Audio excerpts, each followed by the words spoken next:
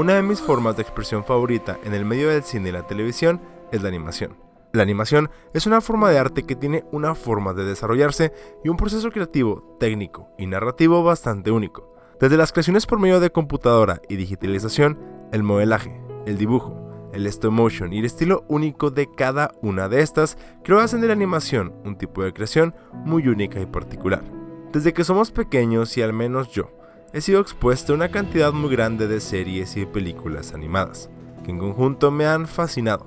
me han entretenido y divertido desde que tengo memoria. Recuerdo esta película que vi cuando tenía tal vez 9 años, y que fue, incluso para lo pequeño que era, como ninguna otra. Aquí seguimos la historia de una pequeña niña de 10 años que justo durante el traslado de su familia de una ciudad a otra llegan a un pueblo fantasma. Su familia termina convertida en cerdos y aquí la pequeña Chihiro entra en un mundo gobernado por dioses, brujas y espíritus, donde buscará revertir a sus padres a humanos y regresar a casa. Lo que hizo al viaje de Chihiro tan especial para un pequeño como yo, que apenas ahora logro comprender, fue la manera tan diferente de contar una historia, los espacios para respirar que en japonés llaman ma,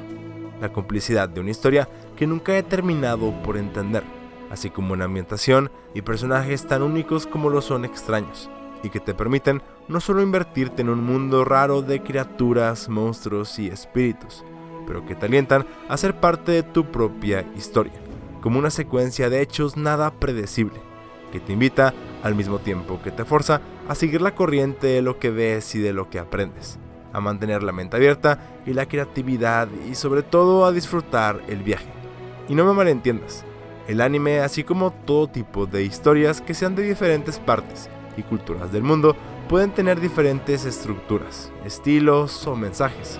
pero hay algo distintivo acerca de cómo Hayao Miyazaki cuenta historias, su manera de crearlas y de compartirlas, que hacen de su trabajo algo tan fácilmente reconocible como lo hacen único, que pueden llegar tan profundamente a entretener así como a divertir, y a mostrar el mundo a través de la animación a un pequeño como yo lo fui, así como a grandes a través de generaciones. Es por esto por lo que hoy quiero explorar, a través del documental que se grabó a lo largo de 10 años de la vida de Hayao Miyazaki, su manera particular de trabajar, así como sus métodos y procesos al crear una película, y cómo logra crear animaciones desde el corazón con arduo trabajo y espíritu de compromiso, y sobre todo, pasión al arte de la animación. ¿Y qué podemos nosotros sacar de todo esto? Entonces, sin más preámbulos, acompáñame a descubrir sobre la esencia de un arte casi extinto de la mente de este autor. ¿Qué hace sus películas tan especiales? ¿Cuál es su proceso creativo y su filosofía personal? ¿Qué lo impulsan a tener tanta resiliencia para querer cambiar el mundo a través de la animación?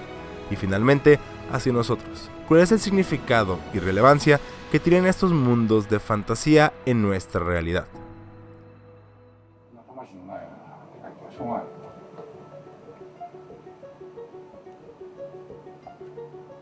Lo primero que llamó mucho mi atención en su manera de trabajar es que Miyazaki, a diferencia de cualquier otra persona, es que al crear una historia, en vez de escribir un guión y el desarrollo de la misma, él define su historia, su narrativa, a través de storyboards, a través de un guión gráfico. En preparación para cualquier película, Miyazaki comienza por dibujar ideas cuando aún ni siquiera conoce de qué tratará su historia. Dibuja varios personajes y escenarios hasta llegar a una historia determinada que tenga por contar. Cuando estaba en desarrollo la película de Ponyo, antes de comenzar a desarrollar la historia que tenía, primero definió un dibujo como punto crítico de la misma, y una vez que estuvo satisfecho con esta, pudo avanzar.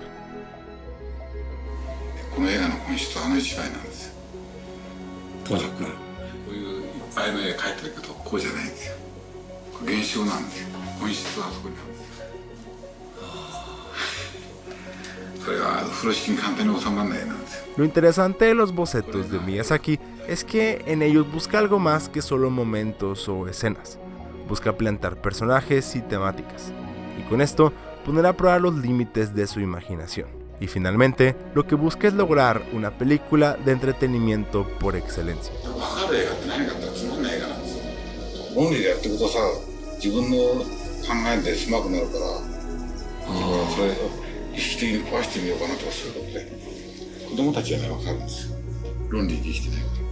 Y esto no solo al principio, sino que el desarrollo de todas sus películas se logran a través de los guiones gráficos, y no de un guión en concreto. Muchas veces aún no tiene ni la mitad de los storyboards o guiones gráficos cuando la producción de la película ya comenzó.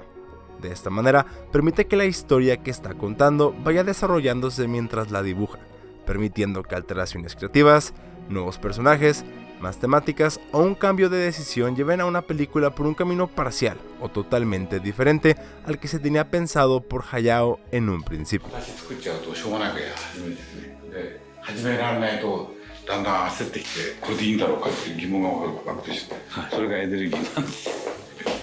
Por ejemplo, durante la creación del viaje de Chihiro, el personaje de Zeniba, hermana gemela de Yubaba, no estaba planeado cuando empezó la producción, pero este se creó a partir del desarrollo de la historia y la necesidad de un personaje en el tercer acto que pudiera ayudar a Chihiro en su travesía. Con la creación de guiones gráficos, por cada escena se dibuja cada fotograma de la película a partir de cero. Entonces, además de ser un proceso bastante extenuante, es un proceso bastante comprometedor con los tiempos de producción y la inversión de dinero y capital que, comparado con los modelos de computadora inteligente, programas de edición y simulación de movimiento que ahora muchas industrias de cine y animación utilizan y que de hecho son en la industria herramientas de diario, Estudio Ghibli y en lo particular Hayao Miyazaki se mantienen fiel a un estilo de animación que le permita crear con la libertad creativa que esto supone a él y a su equipo. No hay punto de comparación entre la manera de creación de estas historias y la gran mayoría de Occidente, y con ello el gran riesgo financiero que éstas suponen.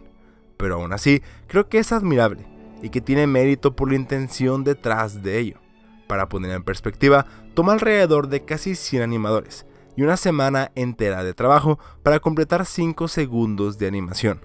Con esto, creo hay algo especial acerca de crear películas artesanalmente, incluso en un mundo tan rápido y enfocado a generar mayores ingresos como en el que vivimos hoy en día, especialmente en el mundo del cine, donde los grandes estudios cada vez producen menos ideas originales, no porque no haya gente predispuesta a desarrollar historias nuevas y arriesgadas, sino porque los estudios ya rara vez apoyan esta clase de proyectos.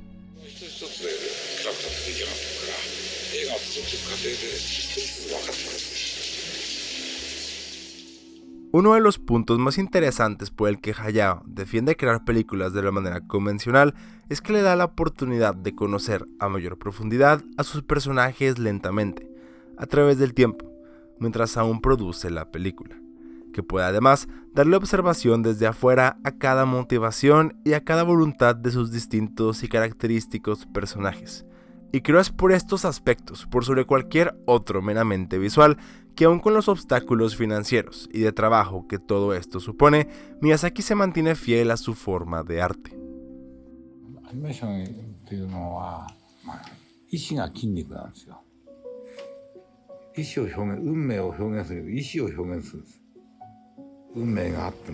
Estas últimas son todo un tema de relevancia para cada obra de Hayao Miyazaki: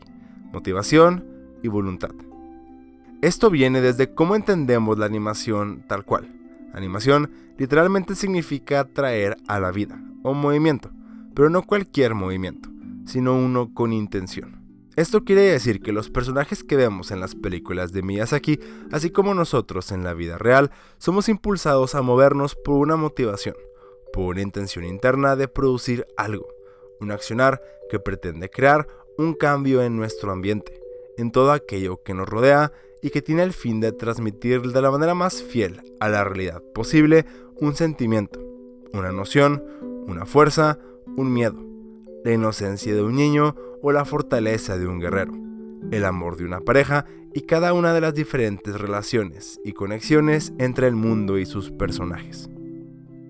Tomemos por ejemplo aquí el sentimiento del abrazo entre Ponyo y Sasuke al inicio del tercer acto de la película de Ponyo, mostrando el cariño y el amor del reencuentro, el caminar particular de Ashitaka en La princesa Mononoke, el ponerse los zapatos de Chihiro, donde podemos ver su intención y su manera, como una pequeña lo haría de ponerse los zapatos. Son los detalles de cada una de estas escenas en las que se encuentra la magia que puedes crear con intención y con voluntad de movimiento, porque va más allá que simplemente resaltar cómo es en la vida real un accionar, y no es imitar tal cual, ya que muchos de estos mundos contienen elementos mágicos o imaginarios, pero se trata de crear un mundo que desde su raíz es inmersivo, que es genuino a sus leyes, a sus formas, a su estilo y a sus elementos.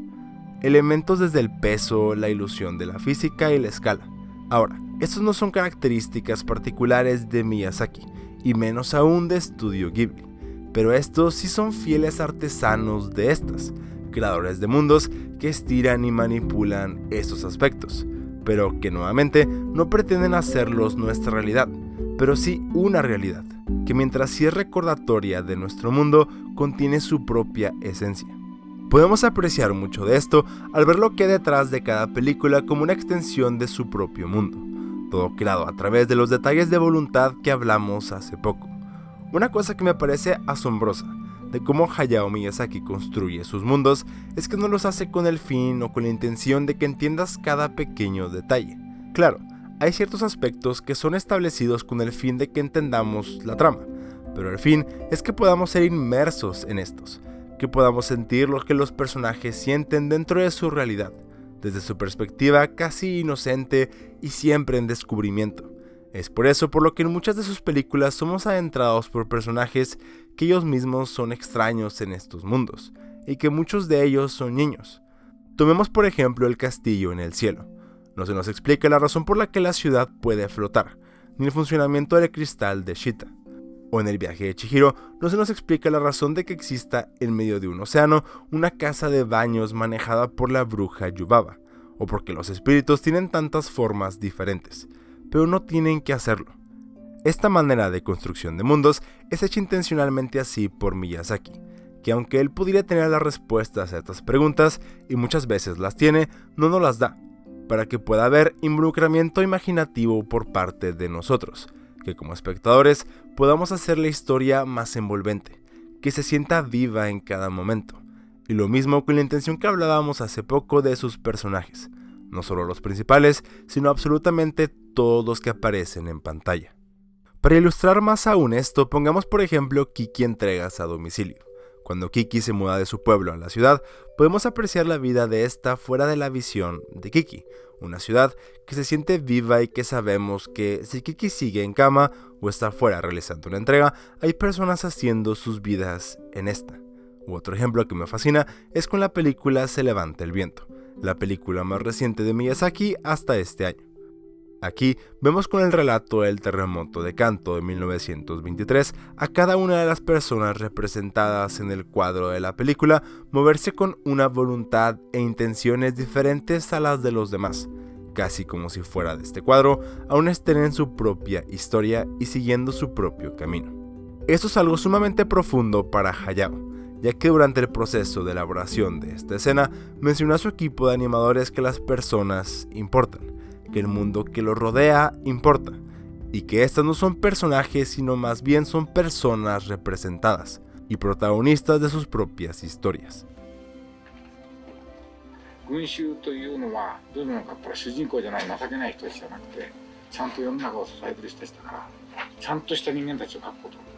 Es así que podemos ver que a Hayao Miyazaki le importa que la construcción de sus personajes no sean simples personajes, sino personas que tienen sus propios caminos, reafirmando la manera de cómo hace una animación con intención, con voluntad y con movimiento.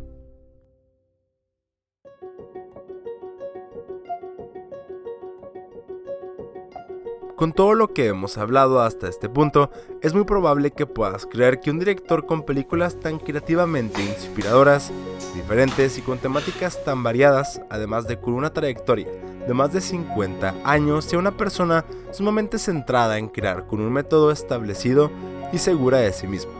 Pero la realidad es que si has visto tan siquiera un poco de la vida de Hayao Miyazaki, fuera de su ocasional foto sonriente, te habrás dado cuenta que es una persona que incluso hemos visto retratada en memes muy quejumbrosa y negativa. Es sin duda un creador muy difícil con el cual trabajar y muy exigente para todo su equipo de trabajo.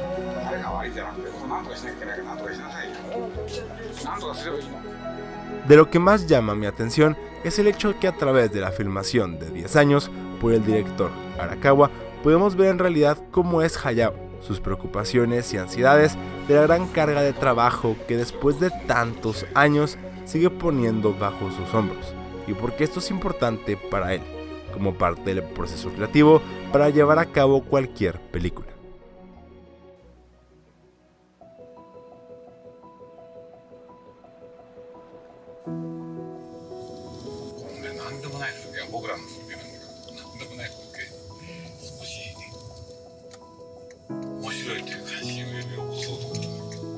A lo largo de ver su vida cotidiana, es sencillo darnos cuenta de que Hayao Miyazaki encuentra inspiración en casi cualquier tipo de medio, desde la música, la pintura y al ver más películas, pero que además encuentra oportunidades para desarrollar ideas para estas desde lo banal y lo cotidiano, del ambiente y del mundo que lo rodea. Incluso, por poner un ejemplo, una de las escenas de Mi vecino Totoro, que ocurre en la estación de autobús, se originó gracias a una parada de autobús que está de camino de su casa a su estudio personal. Y la escena crítica que discutimos hace rato para la película de Ponyo, donde este está encima de los peces gigantes, salió de una pintura que vio en una visita a un museo, una pintura titulada Ophelia. También el hecho de que Ponyo estuvo basado en la hija de un miembro del equipo de Miyazaki, a quien lo inspiró a dibujarla, la pequeña Fuki. También vemos cómo para la preparación de varias de sus películas, Hayao se ha apartado del estudio y de su trabajo antes de comenzar con la producción de esta, así permitiéndose en cierta manera cambiar de perspectiva y con ello relajarse antes de comenzar a trabajar en la producción. Este proceso muy largo, donde sabe que por más de un año se trabajará arduamente para sacar adelante el film. Es así que al salir de su contexto de diario, se permite recibir ideas de lo inesperado.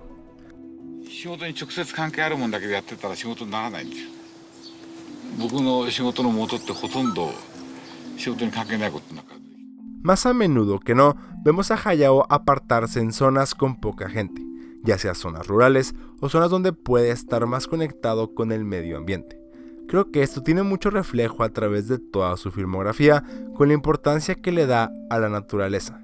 con los eventos naturales y con los monstruos, las criaturas y espíritus que ha creado a lo largo de los años. Esto tiene mucho que ver con el shintoísmo, religión que así como gran parte de Japón practica, así también Miyazaki. Se trata de la veneración a los kami, que básicamente incluyen espíritus sobrenaturales, objetos de la naturaleza y hasta fenómenos de crecimiento. La cosa es que podemos ver esta huella en casi cualquier película de Miyazaki,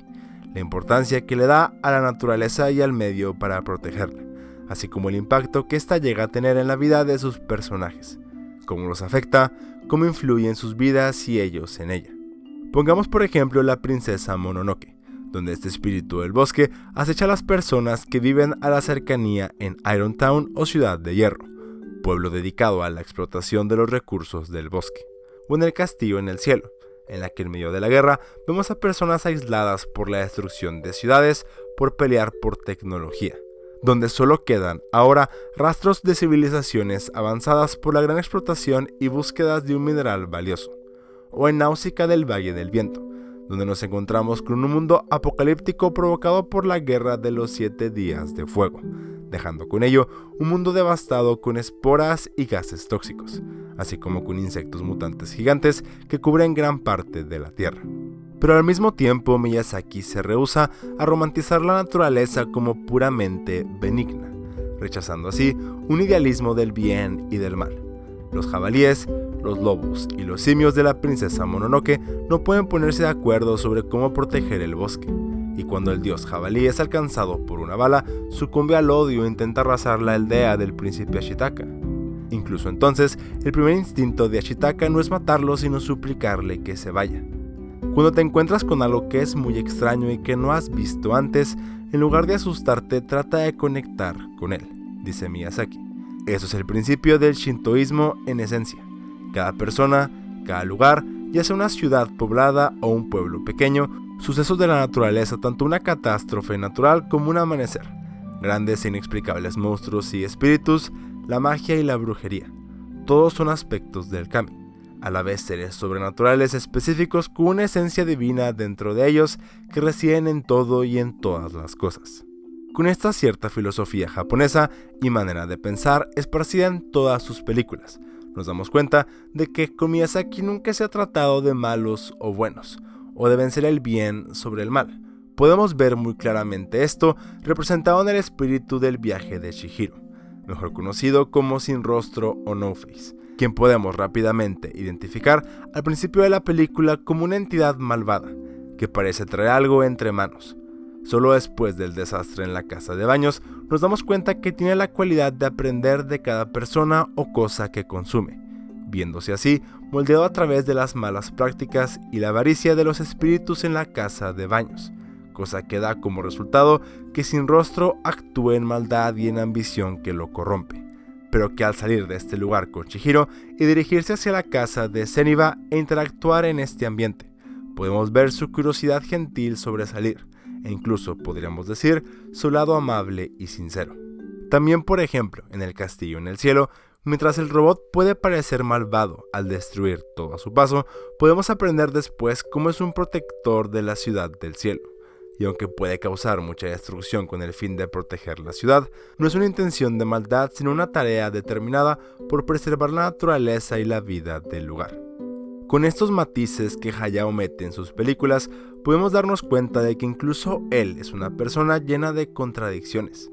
Mientras parece ser una persona bastante negativa y pesimista, cosa que él mismo ha dicho en repetidas ocasiones, sí hay cierta positividad que se repite en cada una de sus películas, un mensaje alentador de esperanza y que finalmente vemos como destellos en él durante la creación de sus películas, que mientras pasa mucho estrés, ansiedad y enojo, también vemos cómo llega a disfrutar más del proceso cada vez que tiene ideas claras, cada vez que tiene una idea fresca que agregar y en cada avance que realiza de la película. Esta incoherencia reluce aún más al ver los contrastes contradictorios en su propia vida. Un cineasta que condena la proliferación de imágenes aun cuando contribuye a ella. Un artista que ha dedicado su carrera a los niños pero que rara vez estuvo en casa para cuidar de los suyos.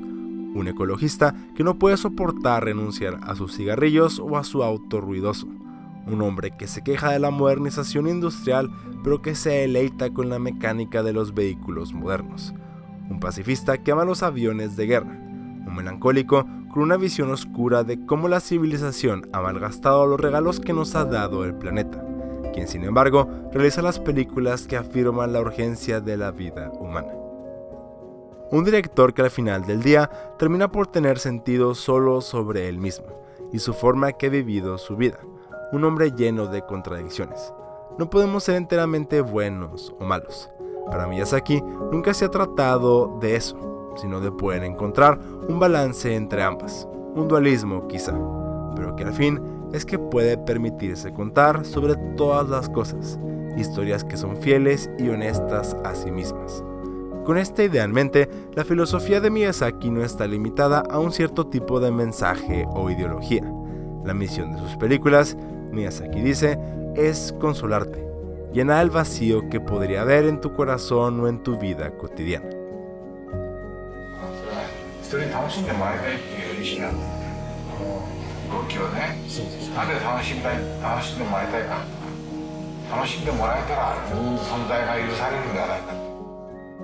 Entonces podemos ver que Miyazaki no pretende enseñarnos mensajes claros sobre cómo debe de funcionar el mundo o sobre cómo específicamente él piensa. Como él mismo ha llegado a decir,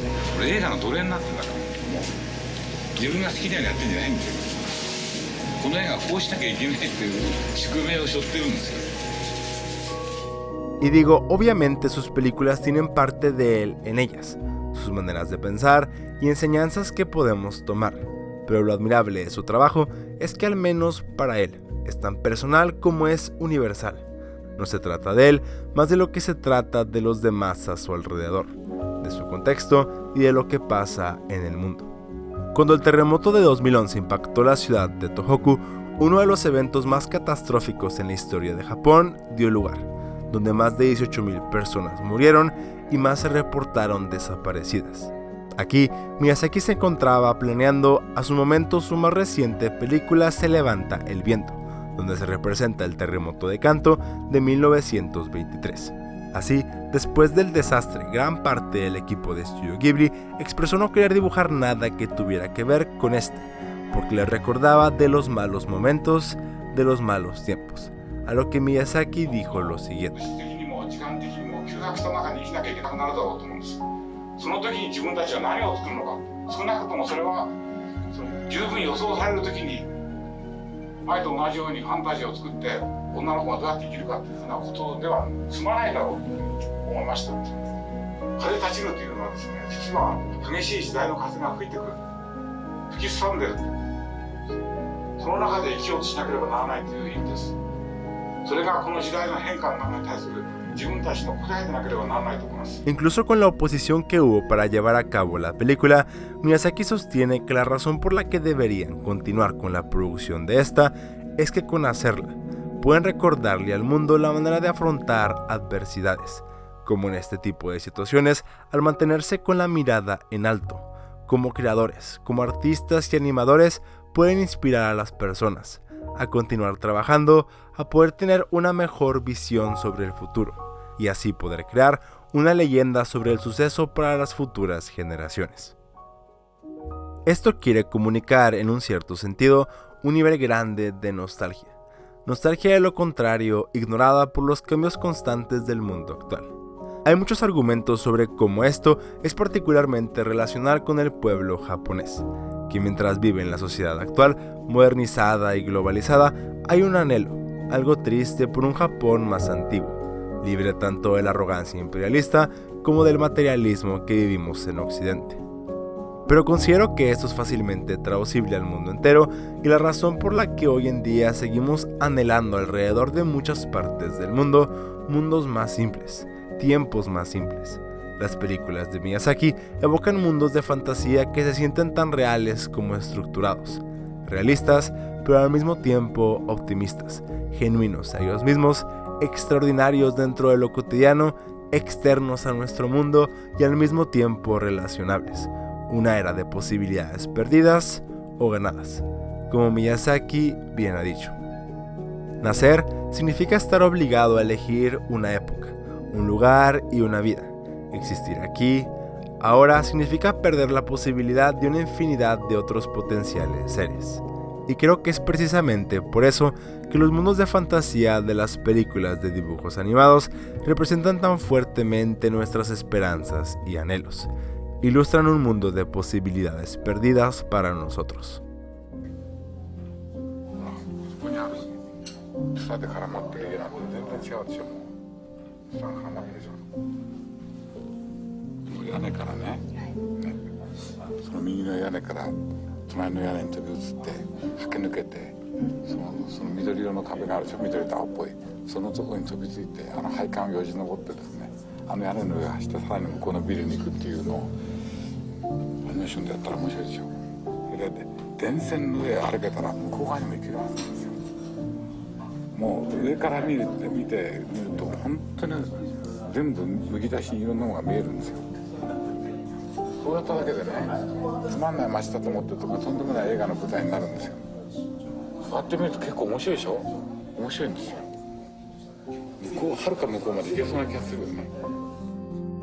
Infinidad de posibilidades son lo que representa sobre cualquier otra cosa las películas de Miyazaki.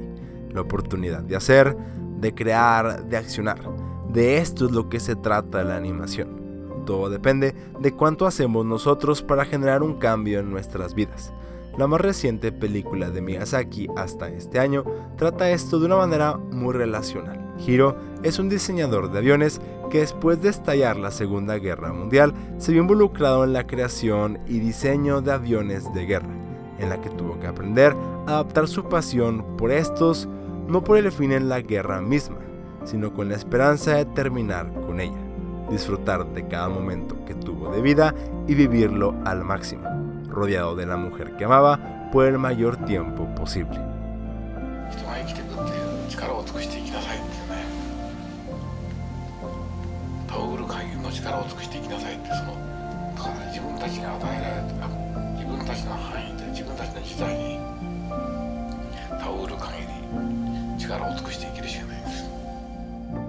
Al momento que grabo este video, acaba de estrenar en Japón la más reciente película de Miyazaki, El niño y la garza. Con esta nueva película, Miyazaki asuma 12 largometrajes a sus espaldas. Lo fascinante de esta nueva película es que ha sido llamada una fantasía semi-autobiográfica sobre la vida, la muerte y la creación, que tratará de manera muy personal aspectos de la vida del maestro Miyazaki a través del joven Mahito, al cual seguiremos durante sus años de adolescencia y crecimiento en medio de una Japón conflictiva, y que para la sorpresa de nadie indica ser un testimonio más de la creatividad imaginativa del director, una marca personal y genuina que en esta ocasión hablará muy personalmente sobre el mismo, una ventana a su alma a través de un viaje lleno de simbolismos, de criaturas y, como siempre, mucha voluntad. Lo más impactante e inspirador para mí es que a pesar de sus 82 años de edad y de haberse retirado anteriormente 3 veces, Miyazaki en este momento se encuentra sumamente motivado y al parecer ya está de regreso en el estudio listo para dirigir su siguiente y siempre improbable última película, listo para seguir dirigiendo con el mismo estilo particular que lo ha diferenciado todos estos años, dibujando cada fotograma de la película, un trabajo artesanal para crear una historia más que continúe mezclando aspectos vitales de nuestra realidad con aspectos muy relacionables de fantasía, que romperá, como siempre suele hacer, las barreras de la imaginación y sacará a relucir el espíritu de creatividad que él solo posee.